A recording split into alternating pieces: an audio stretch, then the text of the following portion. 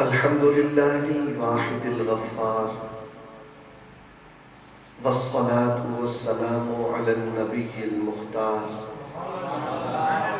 وعلى آله الأطهار وأصحابه الأخيار. أما بعد، فأعوذ بالله من الشيطان الرجيم. بسم الله الرحمن الرحيم. وَلَلْآخِرَةُ خَيْرٌ لَكَ مِنَ الْأُولَى. صدق الله العظيم وصدق رسوله النبي الأمين الكريم. سبحانك لا علم لنا إلا ما علمتنا إنك أنت العليم الحكيم. رب اشرح لي صدري ويسر لي أمري واحلل عقدة من لساني يفقه قولي. قال الله تبارك وتعالى في شان حبيبه: إن الله وملائكته يصلون على النبي يا أيها الذين آمنوا صلوا عليه وسلموا تسليما. الصلاة والسلام عليك يا سيدي يا رسول الله. الصلاة والسلام عليك يا سيدي يا حبيب الله. الصلاة والسلام عليك يا رحمة للعالمين. الصلاة والسلام عليك يا شفيع المذنبين. حمد و ثنا کے بعد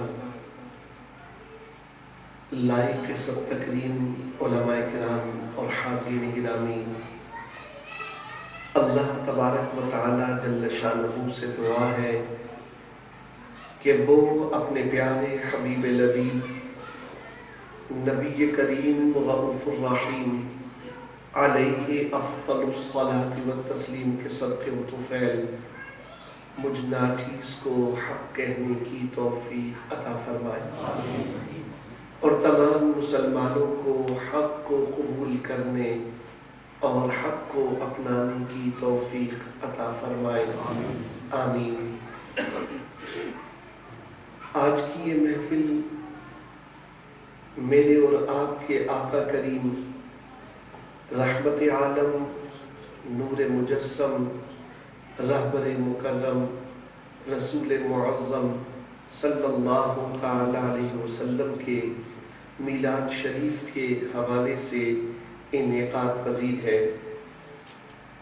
میں نے مناسب خیال کیا آج کی اس محفل میں آپ کے سامنے اللہ کے نبی کی عظمت کا وہ نقشہ بیان کروں جس کی بنا پر نبی عام انسانوں سے ممیز اور ممتاز ہوتا۔ حاضرین گرامی، اللہ تبارک و تعالی جل شانہ نے جسے چاہا اسے نبوت عطا فرمائی۔ نبوت محنت یا کسب سے حاصل نہیں کی جاتی۔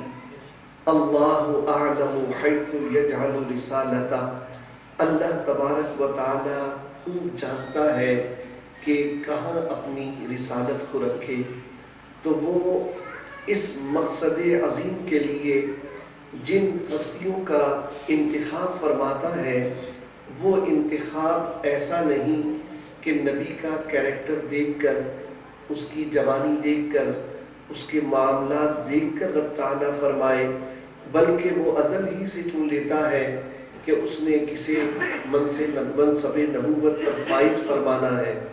اس لیے اللہ کا ہر نبی پیدا ہی نبی ہوتا، اللہ کا ہر نبی پیدا ہی نبی ہوتا ہے اور ذات و صفات الہی کا عارف ہوتا ہے، البتہ وہ اعلان نبوت رب تعالیٰ کے حکم سے کرتا۔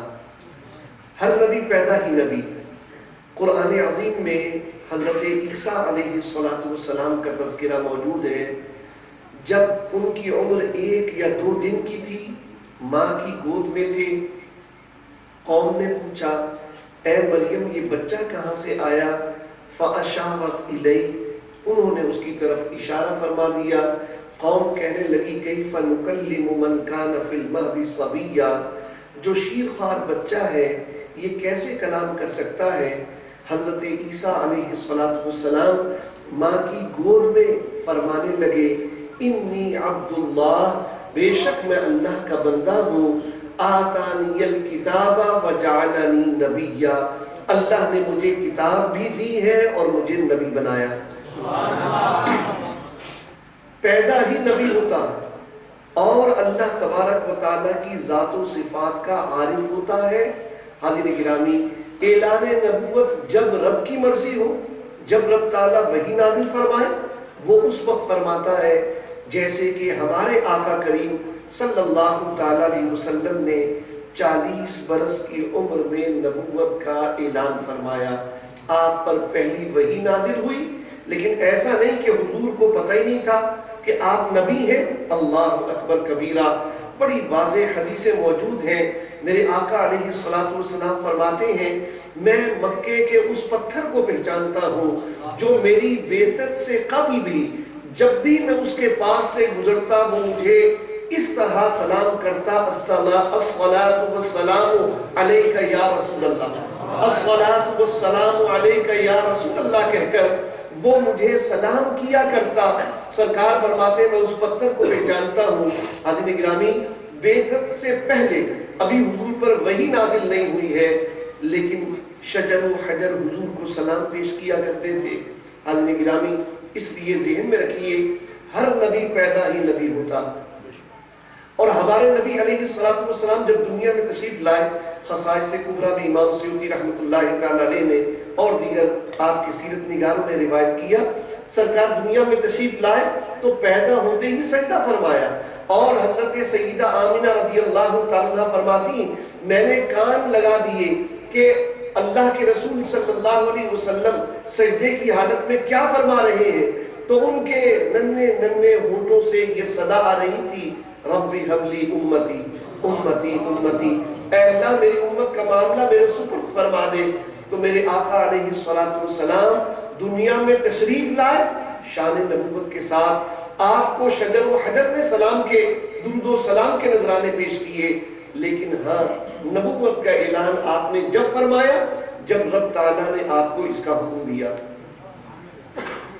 حضرت گرامی، اللہ کا نبی آتا نفس بشری میں ہے، اسی لیے قرآن عظیم میں فرمایا گیا انما انا بشر مثلکم، میں بشر ہونے میں تو تمہارے جیسا ہوں۔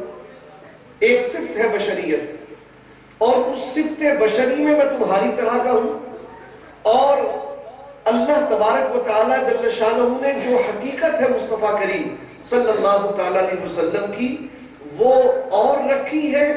ایک صفت آپ کی یہ کہ آپ اللہ کا نور ہے، قد جاءکم من اللہ نور، اور ایک صفت آپ کی یہ ہے کہ لقد جاءکم رسول من انفسکم، تمہارے پاس یہ عظمت والے رسول تشریف لائے جو تمہیں میں سے ہیں، تمہارے نفسوں میں سے ہیں، ان کے بھی والد ہیں، ان کی بھی والدہ ہیں، یہ اولاد آدم میں آئے، لیکن اے لوگوں دھوکہ مت کھا جانا، انما انا بشر مثلکم کے ساتھ یہ ارشاد فرمایا یوحا الیہ، مجھ پر اللہ کی وحی آتی۔ تو اللہ کی وحی ایسے نہیں آتی کہ کسی شخص پر اللہ کی وحی آ جائے۔ ابھی تو آپ نے سنا کہ یہ قرآن اگر پہاڑوں پر بھی اتارا جاتا تو خاشعا متصدعا من خشیت اللہ، وہ خشیت الہی سے ٹکڑے ٹکڑے ہو جاتے، ریزہ ریزہ ہو جاتے۔ تو اللہ کی وحی نازل ہونا، اللہ کی وحی کا متحمل ہونا، یہ کوئی معمولی بات نہیں ہے۔ تو لباس بشری میں تو حضور آئے، مگر حضور صلی اللہ تعالیٰ علیہ وسلم کی ہر صفت بے مثل، حضور علیہ السلام کا ہر کمال بے مثل۔ میں اس کو آسان کر کے سمجھاؤں، دیکھیے حواس خمسہ 5 صلاحیتیں ہیں انسان کی، حواس خمسہ 5 صلاحیتیں ہیں۔ دیکھنے کی صلاحیت، سننے کی صلاحیت، چھونے کی صلاحیت، سونگنے کی صلاحیت اور بولنے کی چکھنے کی صلاحیت، یہ صلاحیتیں ہر انسان کو اللہ نے دی ہیں، لیکن اللہ کے نبی کو جو یہ صلاحیتیں دی جاتی ہیں، اللہ اکبر، اس کی مثل پوری مخلوق میں کسی اور کے پاس نہیں ہوتی۔ میں آپ کے سامنے اللہ کا قرآن سناؤں اور پھر نبی پاک صاحب الاولاق صلی اللہ تعالیٰ علیہ وسلم کی احادیث مقدسہ سناؤں۔ سب سے پہلے ہم مثال لیتے ہیں قرآن کریم سے دیکھنے کی، بصارت کی۔ اللہ رب العزت جل شانہ نے ارشاد فرمایا وَكَذَلِكَ نُرِي إِبْرَاهِيمَ مَلَكُوتَ السَّمَاوَاتِ وَالْأَرْضِ، اور ایسے ہی ہم دکھاتے ہیں اپنی بادشاہی آسمانوں اور زمینوں کی، ابراہیم علیہ السلام۔ وَكَذَلِكَ نُرِي إِبْرَاهِيمَ مَلَكُوتَ السَّمَاوَاتِ وَالْأَرْضِ، ابراہیم علیہ السلام کو اللہ تبارک و تعالیٰ نے اپنی ساری بادشاہی دکھائی۔ کیسے دکھائی؟ آپ کو بیت المقدس کے قریب چٹان پر کھڑا کر دیا، آسمانوں اور زمین کے سارے پردے ہٹا دیے، اور اللہ رب العزت کی ساری مخلوق، اللہ تعالیٰ کی ساری بادشاہی اللہ رب العزت نے اپنے اس خلیل کو دکھا دی۔ وَكَذَلِكَ، اور ایسے ہی، تو یہ کس سے تشبیہ دی جا رہی ہے؟ یہ تشبیہ دی جا رہی ہے ہمارے اور آپ کے آقا کریم صلی اللہ تعالیٰ علیہ وسلم سے۔ وَكَذَلِكَ، جیسے ہم اپنے حبیب کو دکھاتے ہیں، ایسے ہی ہم نے اپنی ساری سلطنت، اپنی ساری بادشاہت اپنے خلیل ابراہیم علیہ السلام کو دکھا دی۔ تو ایک آدمی، ایک شخص میں، ایک شخص ایک مقام پر کھڑا ہو اور وہ ساری کائنات کو دیکھ لے، ہر چیز، ہر مخلوق اس کی نگاہوں کے سامنے آ جائے، یہ انسان کی طاقت نہیں ہے۔ اس لیے رب کریم نے اسے اپنے نبی کے وصف کے طور پر بیان فرمایا وَكَذَلِكَ نُرِي إِبْرَاهِيمَ مَلَكُوتَ السَّمَاوَاتِ وَالْأَرْضِ وَلِيَكُونَ مِنَ الْمُوقِنِينَ، بصارت ہے اللہ کے نبی صلی اللہ تعالیٰ علیہ وسلم کی۔ اس کی تشریح ہم دیکھتے ہیں رسول اللہ صلی اللہ تعالیٰ علیہ وسلم کی حدیث پاک کے تناظر میں۔ بخاری شریف میں حدیث پاک، کتاب الجنائز، باب الصلاۃ علی الشہید، حضرت عقبہ بن عامر رضی اللہ تعالیٰ عنہ حدیث کے راوی ہیں، کہتے ہیں اللہ کے رسول علیہ السلام خطبہ دے رہے ہیں مسجد نبوی شریف میں، صحابہ کرام علیہم الرضوان تشریف فرمائے، اور میرے آقا ارشاد فرماتے ہیں وَأَنَا شَهِيدٌ عَلَيْكُمْ وَأَنَا عَلَيْكُمْ شَهِيدٌ، میں تم سب پر گواہ ہوں، تم سب پر نگہبان ہوں۔ اور یاد رکھیے یہ وہی صفت ہے جو اللہ تبارک و تعالیٰ جل شانہ نے قرآن عظیم میں بیان فرمائی۔ سورہ احزاب میں ارشاد ہوا اِنَّا أَرْسَلْنَاكَ شَاهِدًا، اے حبیب صلی اللہ تعالیٰ علیہ وسلم، بے شک ہم نے تمہیں شاہد بنا کر بھیجا۔ شاہد کا معنی ہے گواہ، اور گواہ کی تشریح کیا ہے؟ جو حاضر ہو، جو ناظر ہو۔ گواہ کون ہے؟ جو حاضر بھی ہو اور ناظر بھی ہو۔ یہاں کوئی واقعہ پیش آئے، کوئی اس کی گواہی دینے لگے، تو گواہی تو وہی دے سکتا ہے جو یہاں موجود ہے، یا جس نے اس واقعے کو، اس محفل کو دیکھا ہے۔ تو جو یہاں حاضر ہے یا جو یہاں ناظر ہے، وہی ہے جو گواہ ہونے کے لائق ہے۔ تو اعلیٰ حضرت فاضل بریلوی رحمۃ اللہ تعالیٰ علیہ نے شاہدن کا ترجمہ یہ کیا، اے حبیب صلی اللہ تعالیٰ علیہ وسلم، بے شک ہم نے تمہیں بھیجا حاضر و ناظر، ہم نے تمہیں حاضر و ناظر بھیجا۔ تو صفت شاہد حضور کے گواہ ہونے کی ایک دلیل، اور دوسرا صفت شہید حضور علیہ السلام کے لیے رب تعالیٰ نے بیان فرمائی۔ سورہ بقرہ میں ارشاد ہوا وَيَكُونَ الرَّسُولُ عَلَيْكُمْ شَهِيدًا، یہ رسول تمہارے نگہبان و گواہ ہیں۔ نگہبان کون ہوتا ہے؟ جو فکر کر رہا ہو، دیکھ رہا ہو، معاملات پر توجہ رکھے، وہ نگہبان ہے۔ تو رسول تمہارے نگہبان اور گواہ ہیں، یہی صفت حضور نے بیان فرمائی وَأَنَا عَلَيْكُمْ شَهِيدٌ، اے میرے صحابہ میں تمہارا گواہ ہوں۔ پھر سرکار فرماتے ہیں میرے اور تمہارے ملنے کی جگہ قیامت میں حوض کوثر ہے۔ میری اور تمہاری ملاقات جب اس دنیا سے میں پردہ کر جاؤں گا، تو پھر میرے اور تمہارے ملنے کی جگہ حوض کوثر ہوگی۔ اور سرکار فرماتے ہیں لَأَنظُرُ حَوْضِي الْآن، میں اب بھی اپنے حوض کو دیکھ رہا ہوں۔ سرکار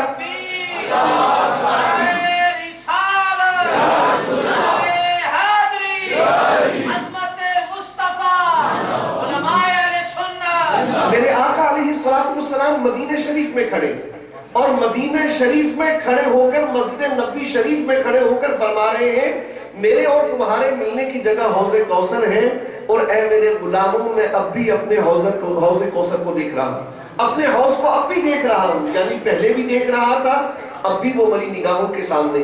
یہ آپ کو اندازہ ہے کہ حوض کوثر ہے کس جگہ؟ یہ زمین یہاں سے لے کر جو آسمان ہمیں نظر آ رہا ہے، جتنا فاصلہ اس زمین سے آسمان تک ہے اتنی پہلے آسمان کی موٹائی ہے، پھر اتنا ہی فاصلہ دوسرے آسمان اور پہلے آسمان کے درمیان ہے، پھر اتنی ہی دوسرے آسمان کی موٹائی ہے، یعنی 7 آسمان ہیں، 7 آسمانوں کی موٹائی اتنی ہے جتنا اس زمین سے آسمان تک کا فاصلہ ہے، اور ہر آسمان اتنی موٹائی رکھتا ہے جتنا اس زمین سے آسمان تک کا فاصلہ ہے۔ یہ 7 آسمانوں کے اوپر جنت ہے، جنت میں حوض کوثر ہے۔ میرے آقا فرما رہے ہیں میں اب بھی اپنے حوض کو دیکھ رہا ہوں۔ ایمان سے بتائیے کہ جو آقا مدینے میں کھڑا ہو اور 7 آسمانوں کے اوپر حوض کوثر کو دیکھ رہا ہو، کیا وہ مدینے میں کھڑا ہوگا تو اسلام آباد کے لوگوں سے غافل ہوگا؟ کیا وہ مدینے میں کھڑا ہوگا تو ہم لوگوں کو دیکھنے سننے سے غافل ہوگا؟ اللہ اکبر کبیرہ۔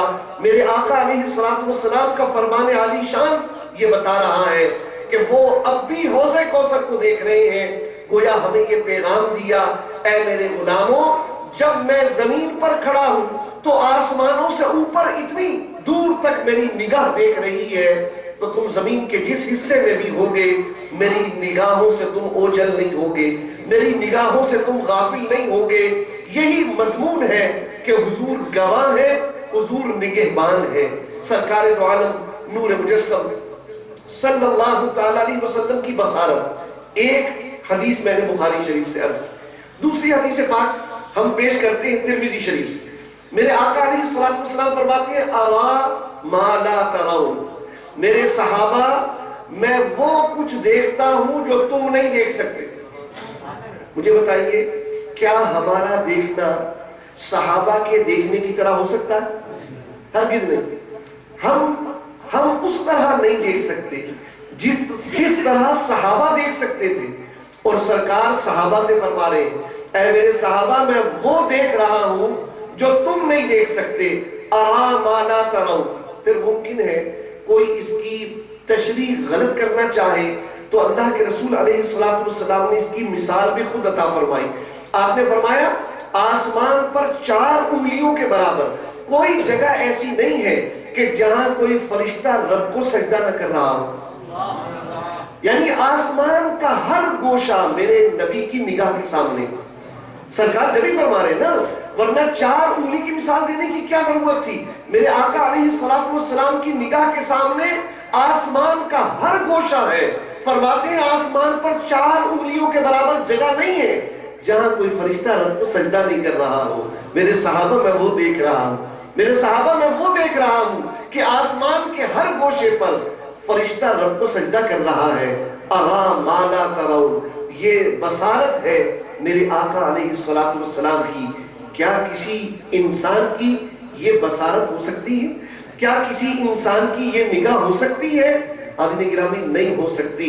تبھی تو اللہ کے رسول صلی اللہ تعالیٰ علیہ وسلم کو اللہ رب العزت نے یہ ارشاد فرمایا قل، اے حبیب تم فرما دو انما انا بشر مثلکم، میں بشر ہونے میں تمہاری طرح کا ہوں، ظاہری شکل و صورت کے اعتبار سے میں بشر ہوں، مگر مجھے بالکل اپنی طرح کا مت سمجھ لینا، اس لیے کہ تم تو دیوار کے پیچھے کا نہیں دیکھ سکتے، اور میری نگاہ سے نہ آسمان کا گوشہ چھپا ہوا ہے نہ ہی آسمانوں سے اوپر حوض کوثر پوشیدہ۔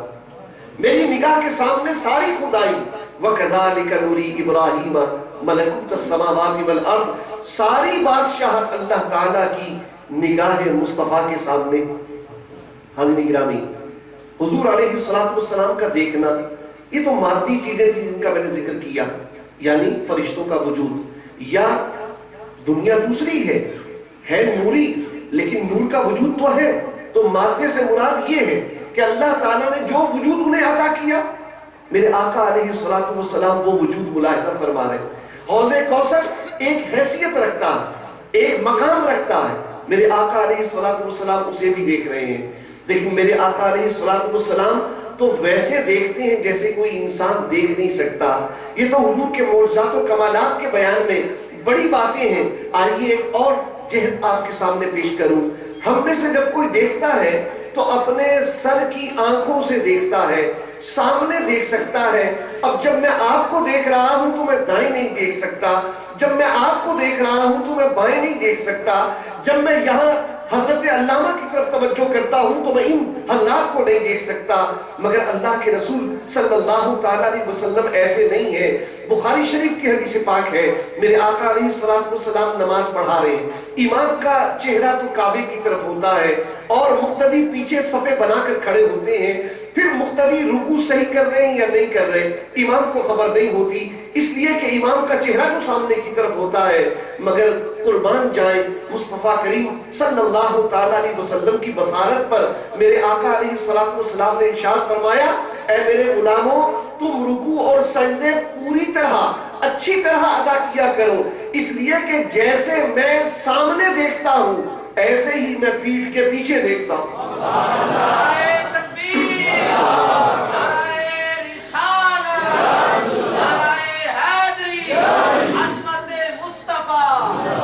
جب نعرہ لگائیں نا تو ہم مولا علی کی بھی ماننے والے ہیں اور خلفائے راشدین کی بھی ماننے والے ہیں۔ بغیر نعرہ تحقیق کے میں قائل نہیں ہوں نعرہ حیدری لگانے کا۔ نعرہ تحقیق، نعرہ تحقیق، محبت سے نعرہ تحقیق، نعرہ حیدری۔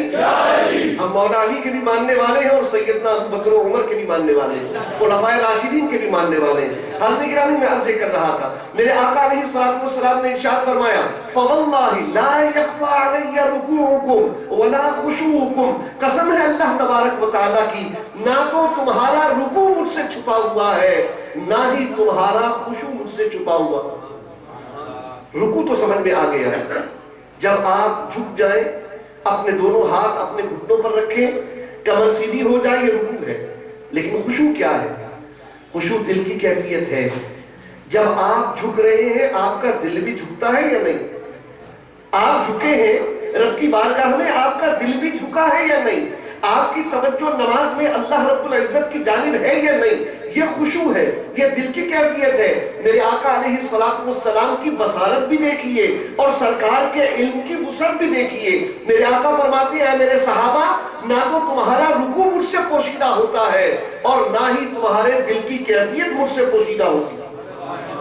تمہارے دل کی کیفیت بھی میں جانتا ہوں۔ اللہ اکبر۔ سرکار تو کعبے کی طرف چہرہ اقدس کر کے نماز پڑھا رہے ہیں، مگر جو پیچھے نماز پڑھنے والے ہیں میرے آقا ان کے رکوع اور سجود بھی ملاحظہ فرما رہے ہیں، ان کے دلوں کی کیفیات بھی ملاحظہ فرما رہے ہیں۔ کیوں نہ ملاحظہ فرمائیں؟ وَيَكُونَ الرَّسُولُ عَلَيْكُمْ شَهِيدًا، اللہ نے رسول کو نگہبان جو بنایا ہے وہ تو دل کے خطرات کی بھی نگہبانی کرتے ہیں، وہ تو ہماری عبادات کی بھی نگہبانی کرتے ہیں۔ حضرت گرامی، یہ میرے آقا علیہ الصلوۃ والسلام کی بصارت کے حوالے سے چند باتیں میں نے عرض کی، وقت مختصر ہے ورنہ اور اس پر بات کی جائے۔ آئیے سماعت کی طرف چلے۔ اللہ تبارک و تعالیٰ جل شانہ اپنے نبیوں کو جو قوت سماعت عطا فرماتا، وہ سماعت عام انسانوں جیسی نہیں ہوتی۔ جیسے آنکھ بظاہر دیکھنے میں آنکھ، جیسے ہماری طرح آنکھ، ہمارے چہرے پر جیسے آنکھ، لیکن اس آنکھ میں دیکھنا وہ نور نبوت سے ہوتا ہے۔ ایسے ہی بظاہر تو کان ہماری طرح کے کان ہوتے ہیں نبیوں کے، مگر ان میں جو سننے کی صلاحیت ہے وہ نور نبوت کی وجہ سے ہوتی ہے۔ اب اس کی قدرت اور اس کی وسعت کا اندازہ لگائیے۔ پہلے قرآن کریم سے آیت مقدسہ، حضرت سلیمان علیہ السلام کا واقعہ آپ نے علماء سے سنا ہوگا۔ وہ اپنے لشکر کے ساتھ ایک ایسی وادی کے قریب پہنچ رہے ہیں جس وادی میں چیونٹیاں بہت زیادہ ہیں، اور وہ ابھی اس وادی سے 3 میل کے فاصلے پر ہیں کہ قرآن کریم ذکر فرماتا ہے، حَتَّى إِذَا أَتَوْا عَلَى وَادِ النَّمْلِ قَالَتْ نَمْلَةٌ يَا أَيُّهَا النَّمْلُ ادْخُلُوا مَسَاكِنَكُمْ۔ ایک چیونٹی جو چیونٹیوں کی ملکہ ہے وہ باقی چیونٹیوں سے کہتی ہے کہ اے چیونٹیوں اپنے اپنے بلوں میں داخل ہو جاؤ، اپنے اپنے سوراخوں میں چلی جاؤ. لا يحطمنکم سلیمان وجنودہ وہم لا یشعرون، کہیں ایسا نہ ہو کہ سلیمان اور ان کا لشکر تمہیں بے خبری میں کچل ڈالے، انہیں معلوم ہی نہ ہو، اس لیے فوراً اپنے اپنے بلوں میں چلی جاؤ. اللہ اکبر. یہ بات چیونٹی نے کہی، یہ بات چیونٹی نے کہی. کیا چیونٹی کی آواز کسی نے سنی؟ کسی نے چیونٹی کی آواز سنی ہو؟ چیونٹی بولتی بھی ہے یا نہیں؟ کسی نے نہیں سنی. سائنسدان بھی کہتے ہیں کہ چیونٹی کی آواز نہیں ہے، وہ آواز ہی نہیں ہے اس کی، تو وہ بولتی کیسے ہے؟ وہ جیسے بھی بولتی ہو، پھر 3 میل کا فاصلہ بھی ہو، ایک تو چیونٹیاں، آپ اپنا کان بھر لیں چیونٹیوں سے، آپ کو پھر بھی چیونٹی کی آواز نہیں آئے گی. اگر کوئی آلہ سائنس ایجاد بھی کر لے کہ چیونٹی کی آواز سننے کا ہم نے آلہ نکالا، تو کیا وہ چیونٹی کی بات کو سمجھ سکتے ہیں؟ نہیں سمجھ سکتے. وہ تو آواز کو بھی سن نہیں سکتے، وہ تو بات کو بھی سمجھ نہیں سکتے.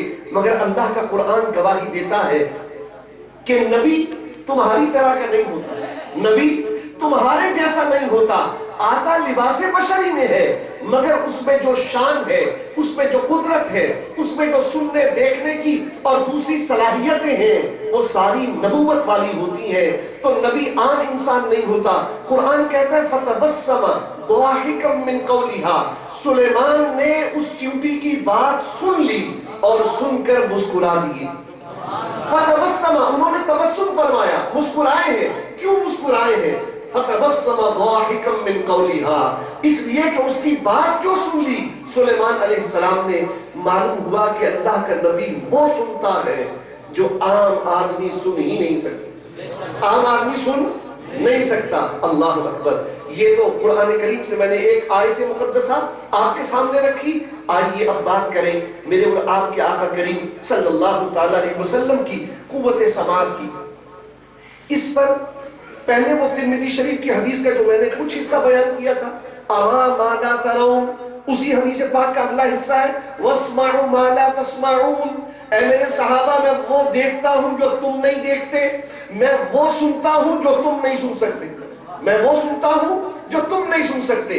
اب اس کی وضاحت بھی سرکار فرما رہے ہیں میں دیکھتا ہوں کہ آسمان پر 4 انگلیوں کے برابر جگہ ایسی نہیں جہاں کوئی فرشتہ رب کو سجدہ نہ کر رہا ہو. پھر فرماتے ہیں ان فرشتوں کے وزن کی وجہ سے، فرشتوں کے بوجھ کی وجہ سے آسمان میں سے ایک چڑچڑاہٹ کی آواز نکل رہی ہے اور میں اس آواز کو اپنے کانوں سے سن رہا ہوں. جیسے فرنیچر پر بوجھ زیادہ لاد دیا جائے نا تو اس کی چولے ہلتی ہیں، آواز کرتی ہیں. تو میرے آقا فرماتے ہیں آسمان سے آواز نکل رہی ہے فرشتوں کی وجہ سے اور فرشتوں کے بوجھ کی وجہ سے، اور وہ آواز بھی میں سن رہا ہوں. وَاسْمَعُوا مَا لَا تَسْمَعُونَ، اے میرے صحابہ میں وہ سنتا ہوں جو تم سن نہیں سکتے. اللہ اکبر. پھر اللہ کے رسول علیہ السلام یہ ارشاد فرماتے ہیں، امام ابن ماجہ نے اسے روایت کیا حضرت ابو درداء رضی اللہ تعالیٰ عنہ سے مروی حدیث سے پاک. سرکار فرماتے ہیں جمعے کے دن مجھ پر کثرت سے درود پڑھا کرو، اس لیے کہ تمہارا درود مجھے پہنچتا. جو ابن ماجہ کی روایت ہے تمہارا درود مجھے پہنچتا، سنن کی روایت ہے، سنن ابن ماجہ، اس لیے کہ دوسری روایت بھی ابن ماجہ کی ہے وہ علیحدہ ہے. تمہارا درود مجھے پہنچتا ہے. صحابہ علیہ الرضوان نے عرض کی کہ یا رسول اللہ کیا آپ کے وصال کے بعد بھی آپ پردہ فرما جائیں گے، پھر اس کے بعد بھی یہ کام جاری رکھا جائے کہ جمعے کے دن آپ پر درود و سلام زیادہ پڑھا جائے؟ سرکار فرماتے ہیں ان اللہ حرم علی الارض ان تأکل اجساد الانبیاء، بے شک اللہ نے زمین پر حرام کر دیا کہ وہ نبیوں کے جسموں کو کھائے. اللہ نے حرام کر دیا. تو نبی زندہ ہیں، اپنی قبر میں زندہ ہیں. جب وہ زندہ ہیں تو ان کے لیے یہ ظاہری زندگی ہو یا ان کے لیے قبر والی زندگی ہو، اس میں کوئی فرق نہیں ہے. اور جو حدیث پاک میں آپ کے سامنے رکھنا چاہتا ہوں اسے ابن قیم نے جلاء الافہام میں روایت کیا جو مدینہ شریف کی چھپی ہوئی ہے، اس کے صفحہ نمبر 63 پر یہ حدیث پاک اور امام ابن ماجہ کے حوالے سے، حافظ منذری کے حوالے سے وہ کہتے ہیں یہ حدیث صحیح سند کے ساتھ. میرے آقا علیہ السلام نے ارشاد فرمایا لیس من عبد یصلی علی الا بلغنی صوتہ، کوئی شخص ایسا نہیں ہے جو مجھ پر درود پڑھے اور میں مصطفیٰ اس کی آواز کو نہ سنوں. لیس من عبد یصلی علی الا بلغنی صوتہ، جو بندہ بھی مجھ پر درود پڑھتا ہے اس کی آواز مجھے پہنچ جاتی ہے، اس کی آواز میں سن لیتا ہوں. الا بلغنی صوتہ حیث کانا، سرکار نے یہ بھی فرما دیا وہ بندہ خواہ کہیں بھی ہو. حیث کانا، یہ نہیں کوئی کہے کہ جناب جو مواد شریف کے سامنے کھڑا ہو، مسجد نبوی شریف میں کھڑا ہو تو اس کا درود تو حضور خود سن لیتے ہیں اور دور والوں کے درود کا مسئلہ ہے. ایسا نہیں ہے. سرکار نے فرما دیا حیث کانا، وہ خواہ کہیں بھی ہو، وہ اگر اسلام آباد میں ہو تب بھی میں اس کا درود سن لوں گا، وہ لاہور میں ہو تب بھی میں اس کا درود سن لوں گا، وہ کراچی میں ہو، وہ دنیا کے کسی خطے، کسی علاقے، کسی گوشے میں ہو، جب وہ مجھ پر درود پڑھتا ہے میں اس کا درود سنتا ہوں. حیث کانا، وہ کہیں بھی ہے، الا بلغنی صوتہ، اس کی آواز مجھے پہنچتی، اس کی آواز مجھے پہنچتی ہے. اب صحابہ علیہ الرضوان نے عرض کی قالوا وبعد وفاتک، یا رسول اللہ صلی اللہ علیہ وسلم آپ کا جب وصال ہو جائے گا کیا اس کے بعد بھی؟ اب یہ صحابہ سوال پوچھتے ہیں ہمارے لیے، ہماری ہدایت کے لیے، ہماری رہنمائی کے لیے. کل کو یہ جھگڑا کریں گے، یہ اختلاف کریں گے حضور سنتے ہیں نہیں سنتے ہیں، نہیں. صحابہ نے پہلے پوچھ دیا وبعد وفاتک، میرے آقا کیا آپ کے وصال کے بعد بھی؟ میرے آقا علیہ السلام نے ارشاد فرمایا وبعد وفاتی، ہاں میرے وصال کے بعد بھی ان اللہ حرم علی الارض ان تأکل اجساد الانبیاء، بے شک اللہ نے زمین پر حرام کر دیا کہ وہ نبیوں کے جسموں کو کھائے. اس لیے اللہ کے نبی زندہ ہیں، اپنے مزارات مقدسہ، اپنے روضہ پاک میں زندہ ہیں، اور وہ ہمارے درود و سلام کو سنتے ہیں، ہمارے درود و سلام کو، ہمارے درود و سلام کو سنتے ہیں. حاضرین گرامی غور فرمائیے گا، میرے آقا علیہ السلام کا یہ فرمان ذیشان، میرے آقا علیہ السلام سارے نبیوں کے بارے میں فرماتے ہیں الانبیاء احیاء فی قبورہم یصلون، نبی اپنی قبروں میں زندہ ہوتے ہیں اور نمازیں بھی ادا فرماتے ہیں. اور مسلم شریف کی مشہور حدیث آپ نے سنی علماء سے، سرکار شب معراج کا واقعہ بیان فرماتے ہوئے یہ ارشاد فرماتے ہیں مررت علی موسیٰ وہو قائم یصلی فی قبرہ او کما قال علیہ السلام، میرے آقا فرماتے ہیں میں شب معراج موسیٰ علیہ السلام کی قبر کے پاس سے گزرا تو میں نے دیکھا وہ قبر میں کھڑے ہو کر نماز پڑھ رہے.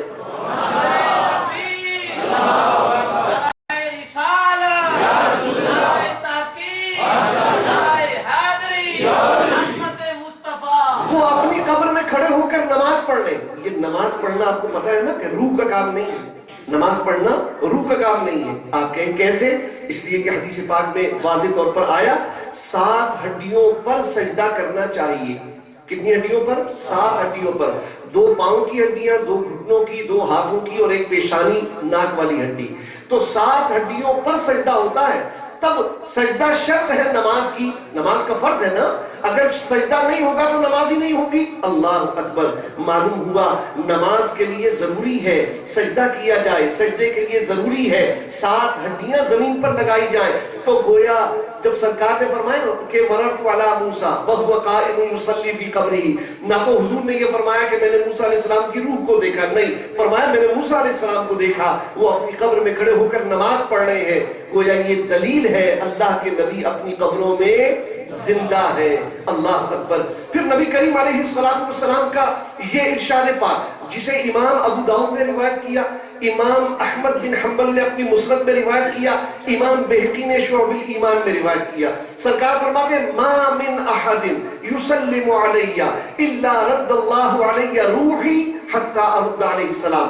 کوئی شخص بھی مجھ پر سلام نہیں بھیجتا مگر اللہ تعالیٰ میری توجہ سلام بھیجنے والے کی طرف کر دیتا. رد روح کا یہ معنی ہے میری توجہ سلام بھیجنے والے کی طرف کر دیتا ہے یہاں تک کہ میں اس کے سلام کا جواب دیتا ہوں. جو غلام اپنے آقا کریم علیہ السلام کی بارگاہ بے کس پناہ میں سلام کا نذرانہ پیش کرتا ہے، السلام علیکہ یا رسول اللہ کہتا ہے، مصطفیٰ جان رحمت پہ لاکھوں سلام کہتا ہے، یا نبی سلام علیکہ کہتا ہے.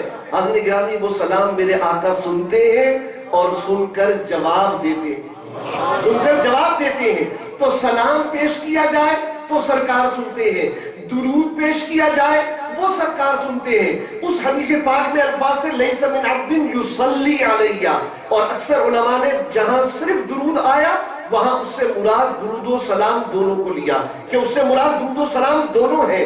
یہاں تو صریحاً آ گیا، اور امام ابو داؤد نے صحیح سند سے یہ حدیث روایت کی، کوئی شخص مجھ پر سلام نہیں بھیجتا مگر اللہ تعالیٰ میری توجہ سلام بھیجنے والے کی طرف کر دیتا، یہاں تک کہ میں اس کے سلام کا جواب دیتا ہوں۔ معلوم ہوا یہ سماعت ہے میرے آقا علیہ السلام کی۔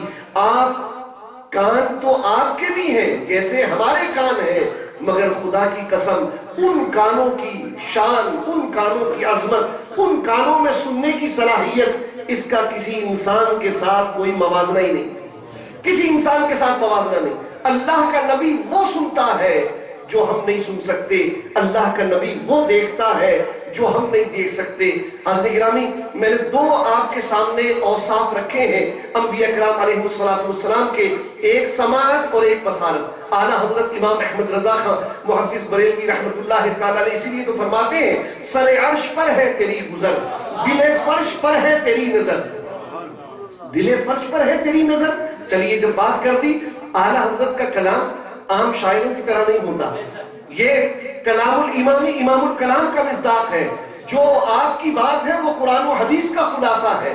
اب وہ دل فرش کی بات میں آپ کو نہ کروں تو مزہ نہیں آئے گا۔ بخاری شریف کی حدیث پاک ہے، میرے آقا علیہ السلام گزر رہے ہیں، وہاں قبریں ہیں، میرے آقا فرماتے ہیں ان دونوں قبر والوں کو عذاب ہو رہا، ان دونوں قبر والوں کو عذاب ہو رہا ہے۔ اس قبر والے کو اس لیے عذاب ہو رہا ہے کہ یہ چغل خور تھا، یہ چغلیاں کیا کرتا تھا، اس کی بات اس کو جا کے لگانی، اور یہ جو دوسرا تھا یہ پیشاب کے چھینٹوں سے احتیاط نہیں کرتا تھا، یہ پاکی ناپاکی میں خیال نہیں کرتا تھا۔ ان دونوں قبر والوں کو عذاب ہو رہا ہے۔ پھر میرے آقا علیہ السلام نے جب یہ فرمایا، پھر ساتھ ہی یہ بھی فرمایا کہ ایک کھجور کی شاخ لے کر آؤ۔ آپ نے اس کے دو حصے کیے، دونوں قبروں پر گاڑ دی، اور فرمایا جب تک یہ تر رہیں گی سبزے کی تسبیح سے ان کے عذاب میں کمی ہوگی۔ اب مجھے بتائیے، میرے آقا علیہ السلام زمین پر چل رہے ہیں نا، تو دل فرش پر ہے تیری نظر، قبر میں کیا ہو رہا ہے، قبر والوں کے ساتھ کیا ہو رہا ہے۔ اور دوسرا ہمیں یہ سرکار نے پیغام دیا، اے غلاموں تم قبروں میں ہو اور میں زمین پر ہوں، تب میں تمہارے حال سے آگاہ ہوں، کل جب میں قبر میں چلا جاؤں گا اور تم زمین پر ہوگے تب بھی تمہارے حال سے آگاہ رہوں۔ سر عرش پر ہے تیری گزر، دل فرش پر ہے تیری نظر، ملکوت و ملک میں کوئی شے نہیں وہ جو تجھ پہ عیاں نہیں۔ میرے آقا ہر چیز آپ پر ظاہر ہے، تو دانائے ما کانا وما یکون ہے، تو دانائے ما کانا وما یکون ہے، مگر بے خبر دیکھتے ہیں۔ وہ جو خود بے خبر ہے نا، جاہل، وہ سمجھتا ہے شاید نبی بھی میری طرح کا ہوگا، معاذ اللہ، ہرگز نہیں۔ اللہ کا نبی بے مثل و بے مثال، اللہ کے نبی جیسی سماعت کسی کی نہیں، اللہ کے نبی جیسی بصارت کسی کی نہیں۔ حضرت گرامی، آئیے بات کو آگے بڑھائیں۔ اللہ کے نبی کا چھونا، اللہ کے نبی کا کسی چیز کے ساتھ مس کر جانا، یہ عام انسانوں کی طرح نہیں ہے، ہمارے اور آپ کی طرح نہیں ہے۔ اس پر میں آپ کے سامنے ایک واقعہ پہلے قرآن کریم سے ہی مثال لے کر آتے ہیں۔ حضرت یوسف علیہ السلام وہ مصر کے بادشاہ بن گئے، ان کے والد گرامی حضرت یعقوب علیہ السلام ان کی جدائی میں اتنا روئے کہ روتے روتے بینائی چلی گئی۔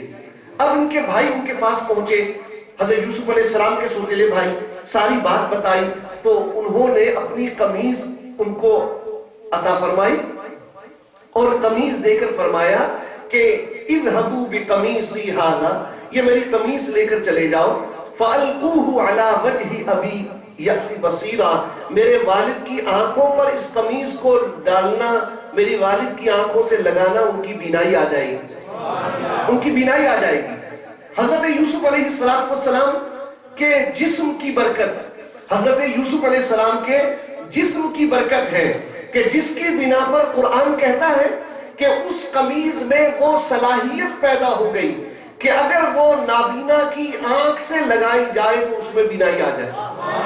یہ لمس ہے نا، یہ لمس ہے اللہ کے نبی کے جسم کا، اور سونگنے کی صلاحیت بھی ذرا سوچئے گا. اللہ کا قرآن بتاتا ہے قمیض لے کر وہاں سے قافلہ چلا, ابھی وہ 70 یا 80 میل کے فاصلے پر ہے, 70 یا 80 میل کے فاصلے پر ہے. تو حضرت یعقوب علیہ السلام اپنے گھر والوں میں, اپنے پوتے پوتیاں, ان کے درمیان یہ ارشاد فرمانے لگے, انی لاجد ریح یوسف, مجھے یوسف کی خوشبو آ رہی ہے.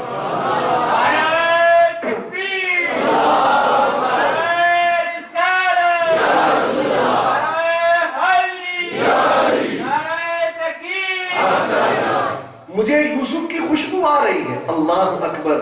گھر والوں نے کہا انک لفی ضلالک القدیم, وہ جو پرانی محبت ہے نا آپ کی ابھی تک وہی محبت چل رہی ہے, آپ پرانی وارفتگی میں ہیں, اس لیے یوسف کی محبت میں آپ فرما رہے ہیں مجھے خوشبو آ رہی ہے.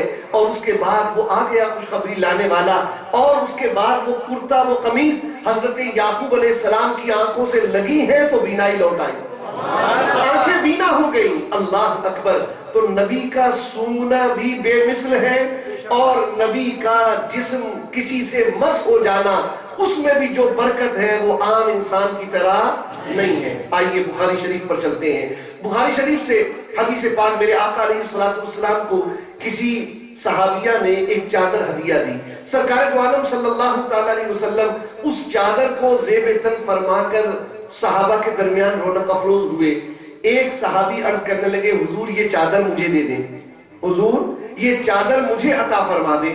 نبی کریم علیہ السلام گھر میں تشریف لے گئے اور آپ نے وہاں سے چادر تبدیل فرمائی اور وہ چادر لا کر ان صحابی کو عطا فرما دی. دوسرے صحابہ اس شخص سے ناراض ہوئے, اسے ہمارے لفظوں میں کہیے تو گھورنے لگے کہ تو اچھا آدمی ہے, نبی کریم علیہ السلام کے پاس ایک ہی چادر تھی اور تو نے یہ دوسری چادر آئی تو نے وہ بھی مانگ لی, تو کتنی بری بات تو نے کی. تو جانتا بھی ہے کہ اللہ کے رسول صلی اللہ علیہ وسلم کسی کو انکار نہیں فرماتے, جب کوئی مانگے تو سرکار ضرور عطا فرماتے ہیں. اب ان صحابی کا جواب سنیے. وہ کہنے لگے بات یہ ہے, مجھے معلوم ہے کہ اللہ کے نبی صلی اللہ تعالی علیہ وسلم انکار نہیں فرماتے, اسی لیے تو مانگی ہے, لیکن خدا کی قسم یہ چادر اس لیے نہیں مانگی ہے کہ میں اس کو پہنوں گا, یہ چادر میں نے اپنے کفن کے لیے مانگی. یہ چادر میں نے اس لیے مانگی ہے کہ جب میں مر جاؤں مجھے اس میں کفن دیا جائے تو حضور کے جسم کی برکت مجھے مل جائے. اللہ اکبر. اور راوی کہتے ہیں واقعی ان صحابی کا انتقال ہوا تو اسی چادر میں انہیں کفن دیا گیا. حضرت گرامی سرکار کے جسم کی برکت ہے نا, پھر سرکار کے جسم اقدس ہی کی تو برکت ہے کہ جب کھارا کنواں ہے اس میں کھارا پانی ہے, میرے آقا لعاب دہن ڈالتے ہیں وہ میٹھا ہو جاتا ہے. وہ لعاب دہن سرکار کے جسم اقدس سے جو قوت ذائقہ ہے, وہی ہے نا قوت ذائقہ ہے, جو سرکار کے جسم اقدس سے لعاب دہن جدا ہوتا ہے, وہ لعاب دہن پورے کنویں کے پانی کو میٹھا بنا دیتا ہے. حضرت گرامی کیا ہے کسی شخص میں ایسی صلاحیت کہ کوئی انسان آپ جانتے ہو کہ کھارا پانی نکل آئے تو اس کو بلا کر کہیں بھئی ذرا تھوک ڈالو تو یہ میٹھا ہو جائے. کسی نے ایسا انسان دیکھا, کسی نے ایسا انسان سنا؟ حضرت گرامی بخدا ان کی مثل کوئی نہیں, ان کے جیسا کوئی نہیں. اللہ تبارک و تعالی جل شانہ نے انہیں وہ طاقت عطا فرمائی, وہ قدرت عطا فرمائی کہ جو عام انسانوں کی طرح نہیں ہے. اور تو اور میں آپ کے سامنے حدیث پاک رکھوں کہ جب خیبر کے موقع پر نبی کریم علیہ السلام تشریف لے جاتے ہیں, ایک یہودیہ بکرے کی دستی بنا کر اور اس میں زہر ملا دیتی ہے اور وہ رسول اللہ صلی اللہ تعالی علیہ وسلم کی خدمت میں بھجوا دیتی ہے کہ بھئی آپ کی دعوت ہے کھانا کھائیے. اور رسول اللہ صلی اللہ تعالی علیہ وسلم اور آپ کے صحابہ کھانا کھانے کے لیے بیٹھتے ہیں. سرکار نے ایک نوالا لیا, گوشت کی ایک بوٹی توڑی اور اس کو اپنے جب منہ میں رکھا, میرے آقا علیہ السلام نے منہ میں رکھنے کے بعد آپ نے نکال دیا اور فرمایا اس عورت کو بلا کر لاؤ جس نے یہ گوشت بھیجا. صحابہ گئے, اس کو بلا کے لے آئے. آپ نے فرمایا تو بتا تو نے اس میں زہر کیوں ملایا؟ اب وہ یہودیہ وہ کہنے لگی آپ کو کس نے بتایا؟ اب وہ پوچھ رہی ہے آپ کو کس نے بتایا کہ اس میں زہر ملایا گیا؟ اس لیے کہ آپ نے تو کھایا نہیں ہے. اللہ اکبر. میرے آقا علیہ السلام نے ارشاد فرمایا یہ جو گوشت کی بوٹی ہے نا, اسی نے مجھے بتایا ہے کہ مجھ میں زہر ملایا گیا, اسی نے مجھے بتایا مجھ میں زہر ملایا گیا. مجھے بتائیے کہ کیا گوشت کی زبان ہوتی ہے؟ ایک تو جانور کی زبان ہوتی ہے نا, کیا گوشت کی بھی کوئی زبان ہوتی ہے؟ کیا گوشت بھی گفتگو کر سکتا ہے؟ اور پھر گوشت گفتگو کرے تو کیسے کرے؟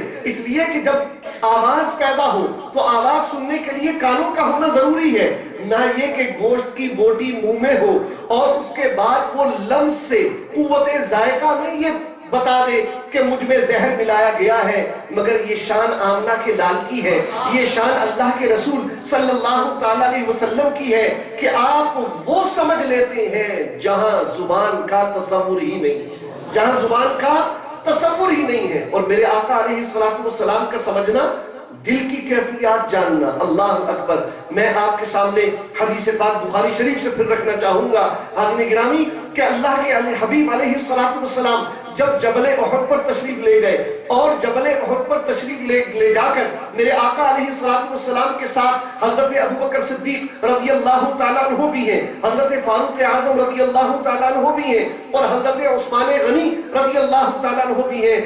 پہاڑ وجد کرنے لگا, پہاڑ ہلنے لگا. لوگ کہتے ہیں پہاڑ ہلنے لگا, زلزلہ آ گیا, پہاڑ جو ہے وہ حرکت کرنے لگا, لیکن میرا ایمان کہتا ہے کہ پہاڑ خوشی سے جھومنے لگا. پہاڑ کو وجد آ گیا.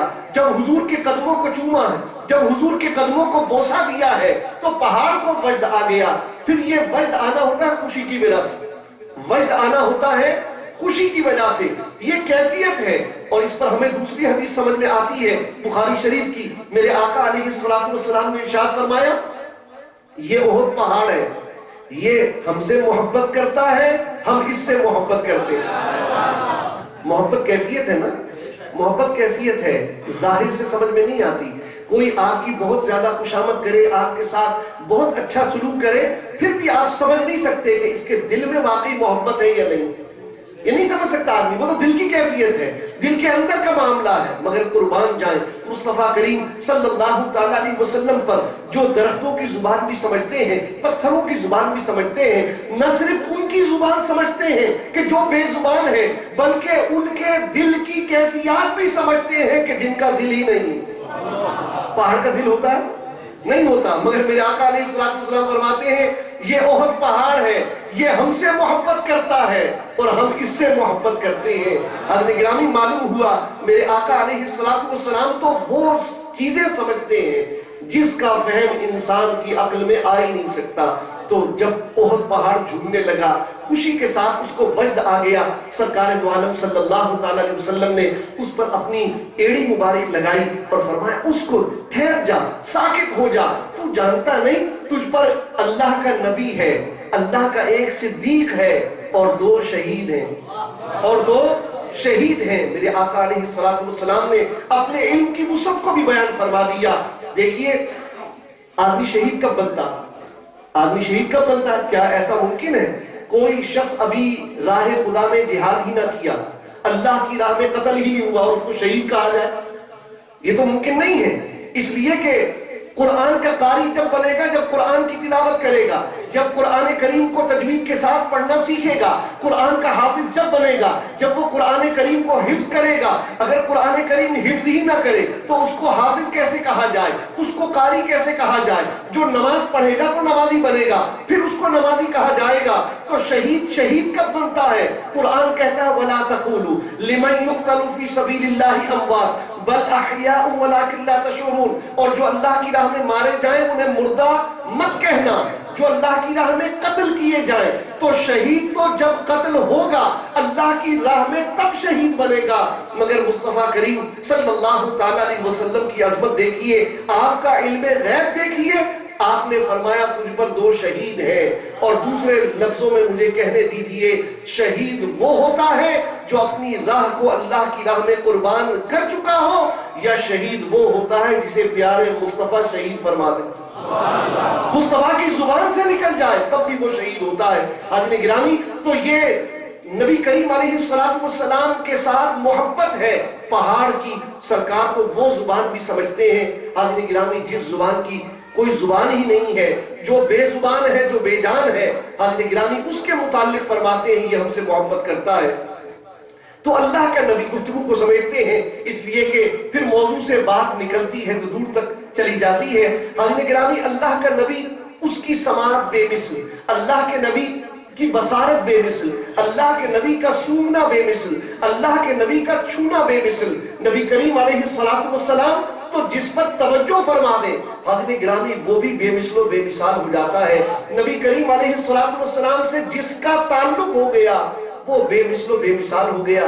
اسی لیے تو قرآن کہتا ہے یا نساء النبی لستن کاحد من النساء، اے نبی کی بیویوں تم اور عورتوں کی طرح نہیں ہو۔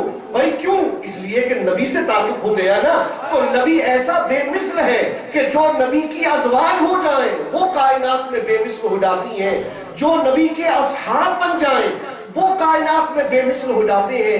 میرے آقا علیہ السلام کا فرمان ذیشان، تم میں سے کوئی شخص احد پہاڑ کے برابر سونا خیرات کرے، احد پہاڑ کے برابر، وہ کئی ہزاروں لاکھوں ٹن وزنی پہاڑ، اتنا سونا کوئی خیرات کرے اور میرا صحابی مٹھی بھر جو خیرات کرے تو وہ لاکھوں ٹن سونا خیرات کرنے والا میرے صحابی کے مٹھی بھر جو خیرات کرنے کے برابر نہیں پہنچ سکتا۔ اس لیے کہ جس نے نبی کو دیکھ لیا، جس کو نبی کی صحبت مل گئی، جس نے ایمان کے ساتھ نبی علیہ السلام کی صحبت کو پا لیا، حاضرین گرامی خواہ ساری عمر حضور کا دشمن رہا، خواہ ساری عمر حضور کا مخالف رہا، لیکن جب وہ صحابی بن گیا تو پھر میرا رب فرماتا ہے رضی اللہ عنہ، اللہ ان سب سے راضی ہو گیا۔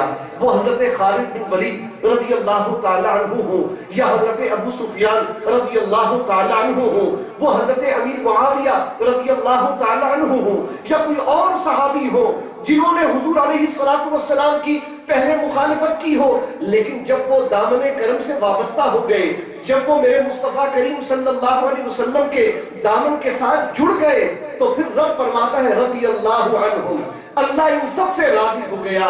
وہ بڑا بدبخت ہے جو ان صحابہ میں سے کسی سے راضی نہ ہو، وہ بڑا بدبخت ہے جو اتنے عظیم عظمت والے، اتنی شان والے صحابہ میں سے کسی صحابی سے راضی نہ ہو جن کے لیے رب فرمائے وَكُلًّا وَعَدَ اللَّهُ الْحُسْنَى، اللہ نے سب صحابہ سے حسنہ کا وعدہ فرمایا، جنت کا وعدہ فرمایا، بھلائی کا وعدہ فرمایا۔ تو رب تو فرمائے میں ان سب سے راضی ہوں، رب فرمائے میں نے سب سے بھلائی کا وعدہ فرمایا۔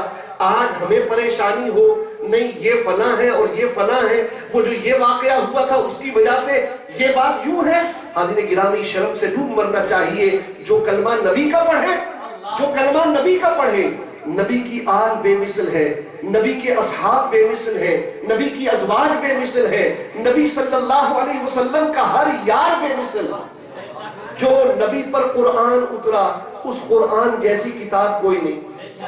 رب فرماتا ہے نا وَإِن كُنتُمْ فِي رَيْبٍ مِّمَّا نَزَّلْنَا عَلَىٰ عَبْدِنَا فَأْتُوا بِسُورَةٍ مِّن مِّثْلِهِ، لے کر آؤ ایک سورت اس جیسی، نہیں لا سکتے۔ فَإِن لَّمْ تَفْعَلُوا وَلَن تَفْعَلُوا، تم لانا بھی چاہو تو نہیں لا سکتے، اس لیے کہ اللہ نے جو کتاب اپنے حبیب پر اتاری ہے وہ کتاب بھی بے مثل ہے، اس لیے کہ اللہ کا حبیب جو بے مثل ہے، اللہ کا حبیب جو بے مثل ہے۔ تو میرے آقا علیہ السلام کی یہ جو صفات میں نے آپ کے سامنے رکھی، حاضرین گرامی کہیں کوئی شخص یہ نہ کہے بعد میں جب لوگ لاجواب ہو جاتے ہیں، پہلے تو کہتے ہیں بخاری کی حدیث سنا، جب بخاری کی حدیث سن لیتے ہیں پھر کوئی اور بہانہ لے کر آتے ہیں، پھر کہیں بات یہ ہے کہ یہ سارے کمالات حضور کے پاس تھے مگر اس وقت تھے جب آپ ظاہراً اس دنیا میں موجود تھے، جب آپ کا انتقال ہو گیا تو اب یہ کمالات حضور کے پاس نہیں رہے۔ معاذ اللہ ثم معاذ اللہ، یہ خیال گمراہی ہے۔ میں نے قرآن کریم سے جو آیت مقدسہ خطبے میں تلاوت کی ہے وہ اسی عقیدے کی اصلاح کی بنیاد ہے۔ رب کریم فرماتا ہے وَلَلْآخِرَةُ خَيْرٌ لَكَ مِنَ الْأُولَى، اے حبیب ہر آنے والا لمحہ تمہارے لیے پہلے لمحے سے بہتر، ہر آنے والی گھڑی تمہارے لیے پہلی گھڑی سے بہتر ہے، ہر بعد میں آنے والا لمحہ تمہارے لیے پہلے والے لمحے سے بہتر ہے۔ مجھے بتائیے کہ ایک وقت ایسا گزرا جب اللہ کے رسول صلی اللہ تعالیٰ علیہ وسلم زمین پر کھڑے ہوتے ہیں اور حوض کوثر کو ملاحظہ فرماتے ہیں، زمین پر کھڑے ہوتے ہیں اور کائنات کے تمام حصے اور گوشے اور آسمانوں پر فرشتوں کو ملاحظہ فرماتے ہیں، تو کیا یہ ممکن ہے کہ یہ خوبی حضور سے بعد میں چھین لی گئی ہو؟ کیا یہ ممکن ہے کہ حضور کو پہلے اللہ نے شان دی ہو بعد میں وہ شان واپس لے لی ہو؟ یہ ممکن نہیں ہے. آپ کہیں یہ آپ کا ایک ذوق خطابت کا حصہ ہے، نہیں نہیں، یہ اللہ کا قرآن ہے. وَلَلْآخِرَةُ خَيْرٌ لَكَ مِنَ الْأُولَىٰ. رب فرماتا ہے اے حبیب ہر آنے والا لمحہ پہلے لمحے سے بہتر ہوگا. یعنی ہر لمحہ جو گزرے گا بعد والے لمحے میں حضور کے درجے میں ترقی ہوگی، تنزلی نہیں ہوگی. حضور کا درجہ بڑھ جائے گا، کم نہیں ہوگا. یہ تو قرآن ہے نا، اللہ کا قرآن ہے. من شاء فلیؤمن ومن شاء فلیکفر. جس کا جی چاہے ایمان لے آئے، جس کا جی چاہے کافر ہو جائے. اللہ کا قرآن گواہی دیتا ہے کہ اللہ کے رسول اگر پہلے اتنے کمالات والے تھے تو وہ اب بھی اتنے کمالات والے، اس سے زیادہ ہیں، کم نہیں ہے. تو اللہ کے حبیب علیہ السلام اگر پہلے مشکل کشا تھے صحابہ اکرام علیہم الرضوان کے لیے، اپنے امتیوں کے لیے، تو میرے آقا آج بھی مشکل کشا، میرے آقا آج بھی حاجت روا ہے. وہ آج بھی اپنی رحمتوں سے ویسے ہی نوازتے ہیں جیسے وہ اپنی حیات ظاہری میں صحابہ کو نوازا کرتے تھے. کس طرح نوازا صحابہ کرام علیہم الرضوان کو؟ حدیث میں بخاری سے عرض کروں، صرف بخاری کی بات کرتے ہیں. ایک صحابی ہیں، ان کی پنڈلی کی ہڈی ٹوٹ گئی. حضرت سلمہ بن اکوع رضی اللہ تعالیٰ عنہ ایسا زخم لگا، وہ کہتے ہیں مجھے اس دن یقین ہو گیا میں بچوں گا نہیں، میں زندہ نہیں رہوں گا. اور اس کے بعد نبی کریم علیہ السلام کی خدمت اقدس میں لائے گئے. میرے آقا علیہ السلام نے دم فرما دیا، دستے شفا لگا دیا اور ہڈی جڑ گئی. ہڈی جڑ گئی. مجھے بتائیے کسی کی ہڈی ٹوٹ جائے تو پھر کیا نبی کو تلاش کرنا چاہیے؟ ہڈی جوڑنے کے ماہر کے پاس جائیں، کسی آرتھوپیڈک سرجن کے پاس جائیں، کسی اچھے ہاسپٹل میں جائیں. مگر صحابہ کا اور ہی مزاج تھا. وہ کہتے تھے جس کو جو کچھ خدا سے ملتا ہے در مصطفیٰ سے ملتا ہے. ہمیں تو سب کچھ یہیں سے ملے گا. میرے آقا علیہ السلام کی خدمت میں لے آئے. ایک اور صحابی ایک مہم پر بھیجے گئے. بخاری شریف کی حدیث پاک، ایک یہودی کو قتل کیا. جب وہاں سے قلعے سے اترنے لگے تو سلپ ہو گئے، پھسل گئے اور ان کی ران کی ہڈی ٹوٹ گئی. نبی پاک علیہ السلام کی خدمت اقدس میں صحابہ اٹھا کر لائے ہیں. میرے آقا علیہ السلام نے لعاب دہن لگایا ہے اور ٹوٹی ہوئی ہڈی کو جوڑ دیا. ایسے مشکل کشا ہیں، ایسے حاجت روا ہیں. جب بارش نہیں ہو رہی تو صحابہ علیہم الرضوان جمعے کا اجتماع ہے، حضور کے سامنے سب خطبہ سن رہے ہیں. ایک صحابی کھڑے ہو گئے، حضور بارش نہیں ہو گئی، بارش نہیں ہو رہی، دعا فرما دیجئے. اللہ کے رسول صلی اللہ تعالیٰ علیہ وسلم نے یہ نہیں فرمایا نماز استسقاء پڑھو اس کے بعد بارش کے لیے بات کی جائے. نہیں، میرے آقا نے دستے کرم اٹھائے ہیں، اسی وقت بادل آ گئے. یہاں تک کہ ابھی جمعے کی نماز پوری نہیں ہوئی کہ بارش برسنے لگ گئی. اور بارش برستی رہی، اگلا جمعہ آ گیا، پورا ہفتہ بارش. پھر اگلے جمعے صحابی کھڑے ہو گئے، حضور اب تو بارش بہت ہو گئی، کچے مکان گرنے لگے ہیں، حضور اب کرم فرمائیے. میرے آقا علیہ السلام نے ارشاد فرمایا بادلوں ہمیں چھوڑ دو اور ہمارے ارد گرد برسو. اللہم حوالینا ولا علینا، ہم پر مت برسو، ہمارے ارد گرد برسو. اللہ اکبر. راوی کہتے ہیں بادلوں نے مدینہ شریف چھوڑ دیا اور ارد گرد ایسے ہو گئے جیسے مدینہ سر ہے اور اس پر تاج رکھا. بخاری شریف کی حدیث. اللہ یا رسول اللہ. اپنی صحابہ تو وہ مشکلات حضور کے سامنے پیش کرتے ہیں جو عام آدمی سے مانگنے والی ہوتی نہیں تھی. اللہ اکبر. حضرت ابو ہریرہ رضی اللہ تعالیٰ عنہ حضور کی بارگاہ میں آگئے، عرض کرنے لگے حضور آپ سے باتیں سنتا ہوں بہت ساری مگر بھول جاتا ہوں، حافظہ اتنا کمزور ہے، کوئی بات یاد ہی نہیں رہتی. سرکار فرماتے ابو ہریرہ چلے جاؤ بازار میں کسی پنساری سے کوئی دوائی لے کر آؤ، کسی حکیم سے کوئی معجون لے کر آؤ، کسی اور کے پاس چلے جاؤ. اس لیے ہمارا یہ کام نہیں. آج لوگ بتاتے ہیں کہ نبی جو ہے وہ مشکل کشائی اور حاجت روائی کے لیے تھوڑی آیا، نبی تو اللہ کا پیغام دینے آیا. وہ بھائی اللہ کا پیغام تو دینے آیا. تو حضور فرماتے نا صحابہ سے، اے صحابہ تم مجھے ایسا کیوں سمجھتے ہو کہ تم آ کر مجھ سے حافظہ مانگ رہے ہو، مجھ سے بارش مانگ رہے ہو، ہڈی ٹوٹ رہی ہے وہ جڑوا رہے ہو. حضرت قتادہ رضی اللہ تعالیٰ کی آنکھ تیر لگنے سے نکل گئی، وہ حضور کے پاس آگے ڈیلا لٹکا ہوا لے کر سرکار کرم میرے آقا نے ڈیلا اپنی جگہ پہ رکھا، لاب دہن لگایا، آنکھ روشن ہو گئی. تو صحابہ کو پتہ نہیں تھا کہ نبی کس لیے آتے ہیں. نبی تو صرف قرآن سنانے آتے ہیں، نبی صرف اللہ کی طرف بلانے آتے ہیں اور کوئی کام نہیں کرتے. صحابہ کو پتہ کیوں نہیں چلا؟ پھر اللہ کے رسول صلی اللہ علیہ وسلم نے خود انہیں منع کیوں نہیں فرما دیا کہ انما انا بشر مثلکم، میں تو تمہاری مثل بشر ہوں، جیسے تم ہو ویسے میں ہوں، اس لیے تم میرے پاس یہ چیزیں لے کر کیوں آئے ہو؟ نہیں، وہ جانتے تھے. حضرت ابو ہریرہ رضی اللہ تعالیٰ عرض کرتے ہیں، جس کو جو کچھ خدا سے ملتا ہے در خیر الورا سے ملتا ہے، عرض کرتے ہیں حضور بھول جاتا ہوں، یاد نہیں رہتا. سرکار کا کرم دیکھیے، ہوا میں مٹھی بند کی، کہا ابو ہریرہ جھولی پھیلا دے. ابو ہریرہ جھولی پھیلا دے. ابو ہریرہ نے جھولی پھیلائی، سرکار نے مٹھی کھول دی. مٹھی تو خالی تھی نا، بظاہر تو خالی تھی، اس میں کچھ بھی نہیں تھا. آج کا کوئی ہوتا نام نہاد مسلمان، منافق، بے دین، بد مذہب، وہ کہتا کہ حضور یہ کیا کیا ہے؟ یہ خالی ہوا بھر کے اور ایسے ڈالنے سے کیا ہوتا ہے؟ آپ کی مٹھی تو خالی ہے، آپ کے ہاتھ میں تو کچھ بھی نہیں ہے، میری جھولی میں تو کچھ بھی نہیں گرا ہے. اللہ اکبر.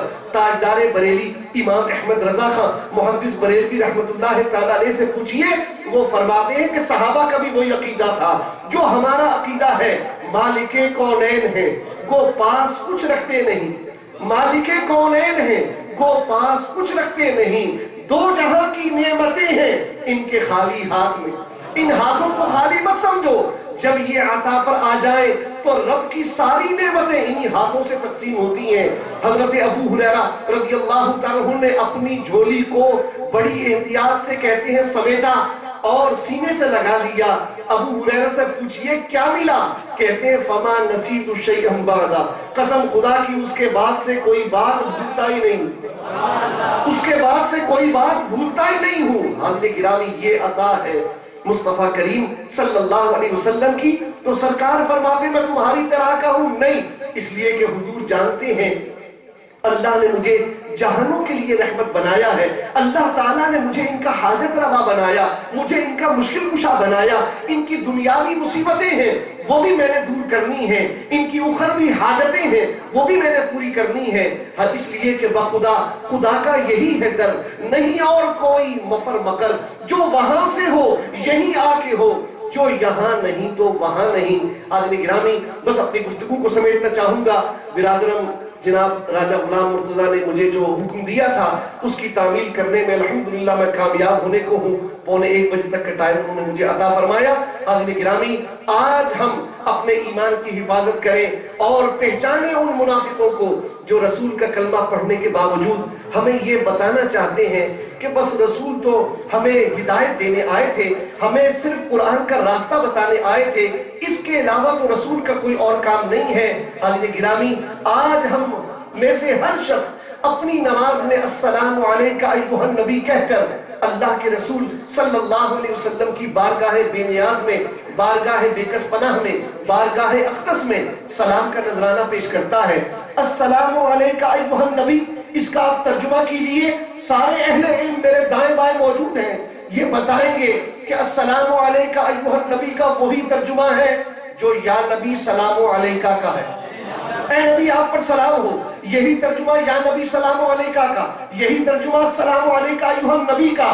تو مجھے بتائیے نماز میں جو چیز واجب ہے، نماز میں جو چیز واجب ہے جس کے بغیر نماز ہو نہیں سکتی، تو نماز کے بعد اگر وہ سلام پڑھیں گے تو شرک کیسے ہوگا؟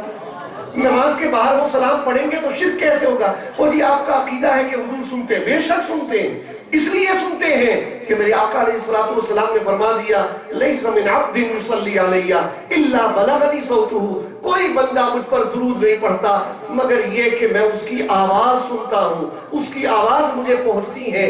دور و نزدیک کے سننے والے وہ کان لالے کرامت پہ لاکھوں سلام. آخری بات یہ جو اعلیٰ حضرت امام احمد رضا خان محدث بریلوی رحمت اللہ تعالیٰ علیہ نے ہمیں کہی، وہ فرماتے ہیں ایمان کی سلامتی چاہتے ہو، ایمان پر قائم رہنا چاہتے ہو تو پھر کہہ دو انہیں جانا، انہیں مانا، انہیں جانا، انہیں مانا، نہ رکھا غیر سے کام.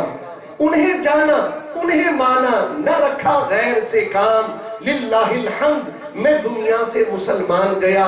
اور جو منکر ہیں ان سے کہہ دو اور تم پر میرے آقا کی عنایت نہ سہی، منکروں کلمہ پڑھانے کا بھی احسان گیا، آج لے ان کی پناہ، آج مدد مانگ ان سے، پھر نہ مانیں گے قیامت میں اگر مان گیا، وما علیہ الا البلاغ۔